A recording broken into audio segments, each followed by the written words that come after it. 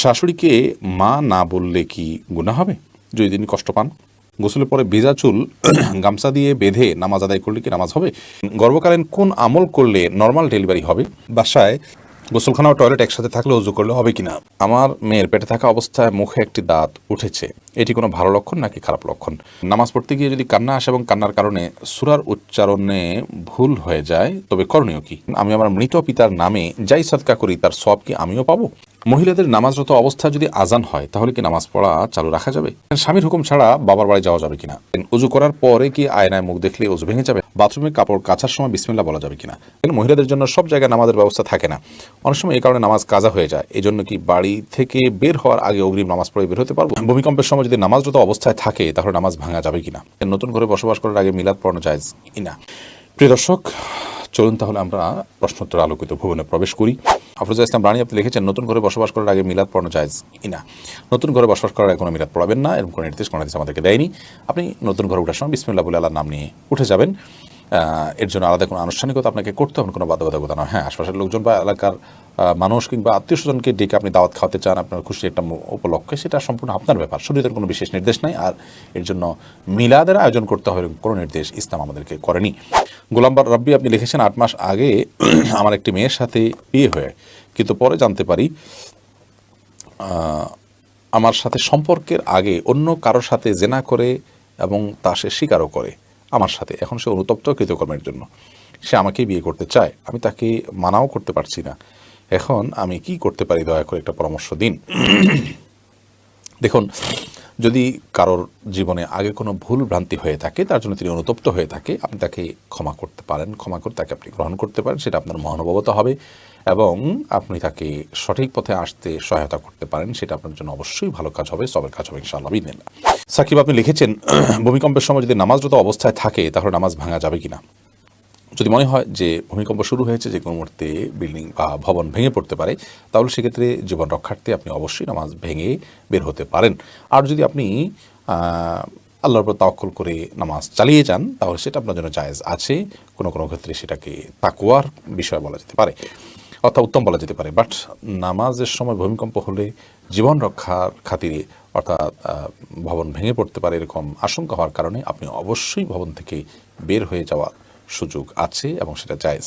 আয়েশা সিদ্দিকা আপনি ইসলাম প্রশ্নোত্তর পেজে প্রশ্ন করেছেন, মহিলাদের জন্য সব জায়গায় নামাজের ব্যবস্থা থাকে না, অনেক সময় এই কারণে নামাজ কাজা হয়ে যায়, এই জন্য কি বাড়ি থেকে বের হওয়ার আগে অগ্রিম নামাজ পড়ে বের হতে পারবো? না, অগ্রিম বের নামাজ পড়ার কোনো সুযোগ নেই, নামাজ ওয়াক্ত মতো পড়তে হবে। ইন্নাস সালাতা কানাত আলাল মুমিনিনা কিতাবাম মাওকুতা, নিশ্চয়ই নামাজ ইমানদারদের জন্য নির্দিষ্ট সময় পড়াটা আবশ্যক করা হয়েছে, বিধায় সময় মতো আপনাকে নামাজ পড়তে হবে। বাড়ি থেকে বের হওয়ার আগে আপনাকে অগ্রিম নামাজ পড়ার কোনো সুযোগ নেই। তবে হ্যাঁ, যেখানে যাচ্ছেন সেখানে নামাজের ব্যবস্থা যদি না থাকে আপনি ব্যবস্থা করে নেবেন, প্রয়োজনে রাস্তার এক পাশে দাঁড়িয়ে যাবেন, কোনো একটা ফাঁক ফোকর আপনি দাঁড়িয়ে যাবেন, কিন্তু আপনাকে অবশ্যই নামাজ পড়তে হবে সময় মতো। আপনি ফরাদ হোসেন আপনি লিখেছেন, বাথরুমে কাপড় কাচার সময় বিসমিল্লাহ বলা যাবে কিনা? বাথরুমে কাপড় কাচার সময় বিসমিল্লাহ বলবেন, বিশেষ করে যখন কমোডের সাথে আপনার ওই জায়গার পার্টিশন থাকবে। যদি পার্টিশন না থাকে তাহলে ওযুর সময় যেরকম মুখে বিসমিল্লাহ বলা নিষেধ, অনুচিত, মাকরুহ, ঠিক একইভাবে এখানেও মুখে বিসমিল্লাহ বলবেন না, মনে বিসমিল্লাহ বলে কাপড় কাচবেন। জারিফা জান্নাত আপনি লিখেছেন, গোসলের পরে ভেজা চুল গামছা দিয়ে বেঁধে নামাজ আদায় করলে কি নামাজ হবে?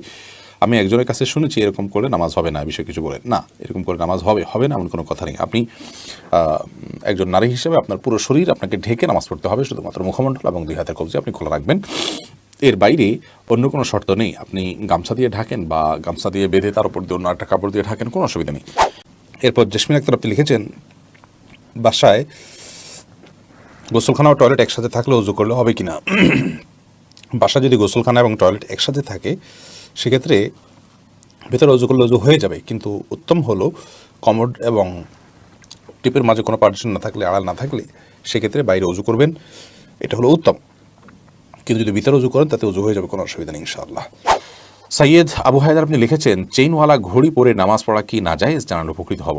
না, চেইনওয়ালা ঘড়ি পরে নামাজ পড়লে যেটা নাজায়েজ হবে এমন কোনো কথা নেই। সাবির ইয়াসমিন জান্নাত আপনি লিখেছেন, স্বামীর হুকুম ছাড়া বাবার বাড়ি যাওয়া যাবে কিনা?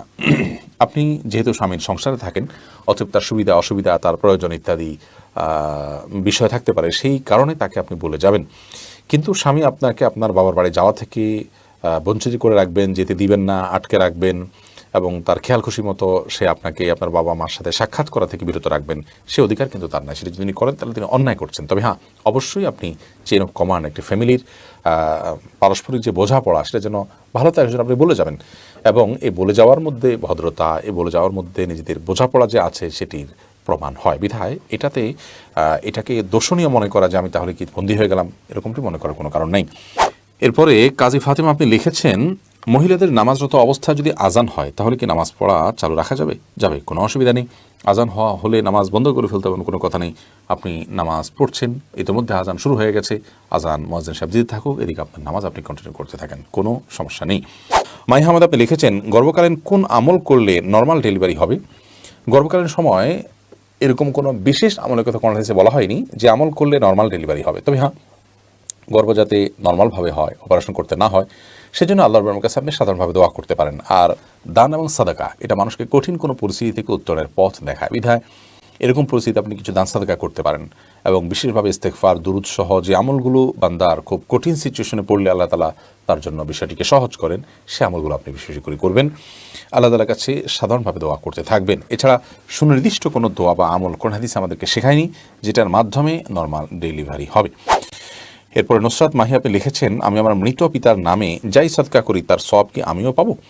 আপনার মৃত পিতার নামে যে সাদকা আপনি করবেন, আশা করা যায় আল্লাহ রাব্বুল আলামিন আপনাকেও এক্সট্রা হিসাবে তার সাদকার সওয়াব দিবেন। কারণ আপনি যেহেতু পরিশ্রম করেছেন, আপনি যেহেতু কষ্ট করেছেন, আল্লাহ রাব্বুল আলামিন সেজন্য আপনাকে বঞ্চিত করবেন না। কারণ আল্লাহ রাব্বুল আলামিন কাউকে তার পরিশ্রমকে পণ্ড বা ব্যর্থ হতে দেন না, যতক্ষণ পর্যন্ত সেটি আল্লাহ সন্তুষ্টির জন্য হবে এবং সঠিক নিয়মে হবে। এরপর মোহাম্মদ মেহেদি আপনি লিখেছেন, নামাজ পড়তে গিয়ে যদি কান্না আসে এবং কান্নার কারণে সূরার উচ্চারণে ভুল হয়ে যায় তবে করণীয় কি? এতে কি নামাজ বিশুদ্ধ হবে? বিস্তারিত জানাবেন। বা মেহেদি, নামাজের মধ্যে আল্লাহর ভয়ে কান্না আসাটা খুবই ভালো জিনিস। এই নিয়ামত থেকে আমরা বেশিরভাগ মানুষ আজকাল বঞ্চিত। আমরা আল্লাহর সন্তুষ্টির জন্য ইবাদত করা এবং আল্লাহর সাথে কানেক্টেড থাকা এবং আল্লাহর স্মরণ অন্তরে এসে আল্লাহর ভয়ে, জাহান্নামের ভয়ে এবং আল্লাহর মহব্বতের চোখের পানি ফেলা, এটা তো আমরা ভুলেই গেছি আজকাল। তো এটি ভালো জিনিস। এটি করতে গিয়ে যদি সূরার উচ্চারণে ভুল হয় তাহলে এটাকে কারেকশন করে নেবেন, অর্থাৎ ভুল হয়ে গেছে কান্নার কারণে, তাহলে সেক্ষেত্রে সেটাকে আপনি দৌড়ায় নেবেন, আবার এক আয়াত পেছন থেকে পড়বেন। আর যদি আপনি পরবর্তীতে বুঝতে পারেন যে ভুল হয়ে গিয়েছিল, নামাজের পরে বুঝলেন, কিন্তু আপনি নামাজ যথেষ্ট হওয়ার মতো তেলাওয়াত করেছেন, ধরুন সূরা ফাতিহা আপনি পড়েছেন, তার সাথে আরও 2-4টি আয়াত তেলাওয়াত করেছেন, এরপর ভুল হয়েছে, তাহলে সেক্ষেত্রে আপনার নামাজ হয়ে গেছে, কোনো অসুবিধা নেই ইনশাআল্লাহ বিইذনিল্লাহ। এরপরে কবির হোসেন আপনি লিখেছেন, শাশুড়িকে মা না বললে কি গুনাহ হবে যদি তিনি কষ্ট পান? শাশুড়িকে মা বললে তো গুনাহ হবে না, কারণ এটা তো আপনি গর্ভধারণকারিণী মা হিসাবে তাকে আপনি মা সম্বোধন করছেন, এটা সম্মানসূচকভাবে মা হিসাবে আপনি তাকে আখ্যায়িত করছেন। কারণ আপনি আপনার মায়ের নাম যেখানে সেখানে লিখতে হয় সেখানে শাশুড়ির নাম কোথাও লেখেন না, তার মানে আপনি তাকে আপনার গর্ভধারণকারিণী মা হিসাবে স্বীকৃতি দিচ্ছেন না, বিধায় তাকে মা বলাতে কোনো অসুবিধা নেই। আর যদি মা বললে তিনি কষ্ট পান তাহলে সেক্ষেত্রে এরকম তো হওয়ার কথা নয়। যদি এরকম হয় তাহলে সেক্ষেত্রে আপনি বলবেন না। আপনি লিখেছেন প্রশ্নে, শাশুড়িকে মা না বললে কি গুনাহ হবে? না বললে তো কোনো গুনাহ হবে না। আপনি প্রশ্ন করার কথা যে মা বললে কি গুনাহ হবে কিনা, না বললে তো গুনার কিছু না। আপনি শাশুড়িকে আন্টি বলেন বা অন্য কিছু বলেন, তাতে কোনো অসুবিধা নেই। এরপর আমির হামজা আপনি ইউটিউব চ্যানেলে আমাদের প্রশ্ন করেছেন, আমার মেয়ের পেটে থাকা অবস্থায় মুখে একটি দাঁত উঠেছে, এটি কোনো ভালো লক্ষণ নাকি খারাপ লক্ষণ? সন্তান গর্ভে থাকা অবস্থায় যদি মুখে দাঁত উঠে সেটা কোনো খারাপ বা ভালো লক্ষণ নয়। এটার ডাক্তারি কোনো ব্যাখ্যা আছে কিনা সে ব্যাখ্যা আপনি জানার চেষ্টা করবেন। এর বাইরে এটাকে অন্তত কুলক্ষণ মনে করার কোনো সুযোগ নেই, কারণ ইসলাম আসলে কোনো কুলক্ষণে বিশ্বাস করে না।